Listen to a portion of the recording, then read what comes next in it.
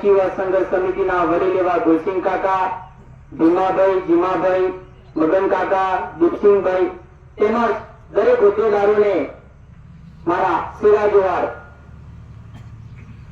આદિવાસી યુવા સંઘર્ષ સમિતિ ના દરેક કાર્યકર્તાઓ આજે ભેગા થયા છે તો મારે સંઘર્ષ સમિતિનો પાછો એક મહિનો ભૂતકાળ જો યાદ કરવો હોય ત્યારે સંઘર્ષ સમિતિની એક પરિસ્થિતિ જે આવી હતી ત્યારે સંઘર્ષ કરવો જરૂરી હતો। તે સમયે આદિવાસી યુવા સંઘર્ષ સમિતિના દરેક કાર્યકર્તાઓએ મારો હાથ પકડ્યો હતો। ત્યારે આ તમારો ભાઈ, આ તમારો દીકરો તમને વચન આપે છે સંઘર્ષ સમિતિના દરેક કાર્યકર્તાઓને કે તમારે હર હંમેશા સંઘર્ષ સમિતિની જે પરિસ્થિતિઓ છે એ પરિસ્થિતિની અંદર ખભેથી ખભો મિલાવીને તમારી સાથે ઉભો રહેવા માટે તમારો ભાઈ, આ દીકરો તમારા માટે તૈયાર છે।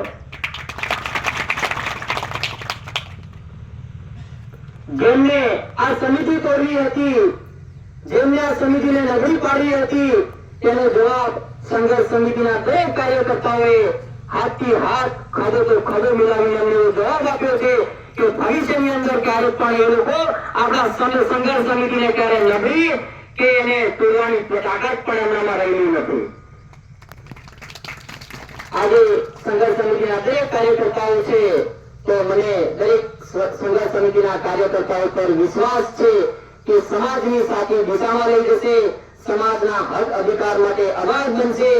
રાજનીતિમાં આ દલાલો અને તોડપાણી કરવાનું એ વસ્તુની અંદર મારા આદિવાસી સંઘર્ષ સમિતિનો એક પણ કાર્યકર્તા વેચાય નહીં, એની બાહેધરી આપવાનો આજે વિશ્વાસ તમારી પર મને આવી ગયો છે। મિત્રો, સંઘર્ષ સમિતિના દરેક કાર્યકર્તાઓને મારી નમ્ર વિનંતી છે કે સમિતિને આપણે એવી મજબૂત બનાવીએ કે આપણે વ્યસનથી દૂર રહી સમાજના દરેક હક અધિકાર માટે અવાજ ઉઠાવીએ। કલેક્ટર પણ એક વખત વિચાર કરે કે આદિવાસી સંઘર્ષ સમિતિની અંદર સાચી દિશા આપવા માટેનું કામ થાય છે, એક ઈમાનદારીથી કામ થાય છે, એક મહેનતથી કામ થાય છે અને એક સંઘર્ષથી કામ થાય છે અને એની નોંધ આખા ગુજરાતની અંદર લેવાય એ હું ઈચ્છું છું। મિત્રો, બીજી વસ્તુ કે આજે આપણે કોઈક ને કોઈક જગ્યા પર આદિવાસી સમાજનો દીકરો અવાજ ઉઠાઈ રહ્યો છે તો શું એ ગુનો છે? ના। આદિવાસી સમાજનો દીકરો જયારે અવાજ ઉઠાઈ રહ્યો છે ત્યારે તે પોતાના હક અધિકારની વાત કરે છે, પોતાના ન્યાય માટેની વાત કરે છે। એ આપણા સમાજનો અવાજ કહેવાય, આપણા બાળકના શિક્ષણની ચિંતાનો અવાજ કહેવાય, આપણા યુવાનોના ભવિષ્યનો ચિંતાનો વિષય કહેવાય છે, એનો એક અવાજ છે। બીજી વસ્તુ કે આપણે આજે હક અધિકાર માટેની વાત કરવા માટે ભેગા થયા છે ત્યારે મિત્રો આપણા ઉમરગામથી લઈને અંબાજી સુધીનો જે પટ્ટો છે એ આદિવાસી વિસ્તાર તરીકે એનો સમાવેશ થાય છે।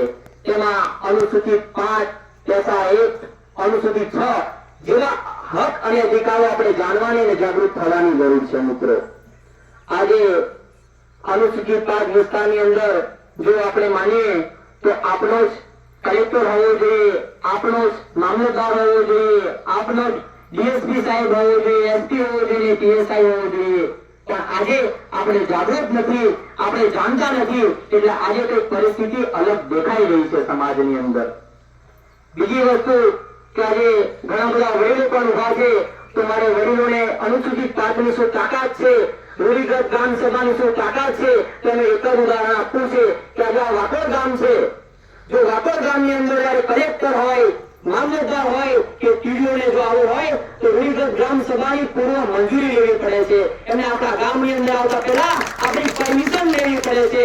પણ આજે યુવાનો આપણે જાગૃત થવાની જરૂર છે, આપણે બંધારણ જાણવાની જરૂર છે, આપણો ઇતિહાસ જાણવાની જરૂર છે।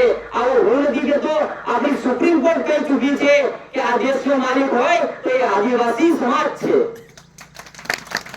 આજે સમાજના જાગૃત નાગરિક તરીકે, સમાજના એક યુવાન તરીકે નાયક સમાજને પણ આદિવાસી યુવા સમિતિ, સંઘર્ષ સમિતિ અમને આ એક મોટું આહવાન કરે છે કે આ લડતની અંદર, આ સંઘર્ષ સમિતિની અંદર તમારા યુવાનને, તમારા આગેવાનોને પણ લાવો અને આપણે આ લડાઈ સાથે મળીને સૌએ ખભો ખભો મિલાવીને આપણે આ લડતની અંદર ઘણી પાર ઉતારવાનો હજુ વાર છે, પણ સાથ અને સહકાર આપતા રહો।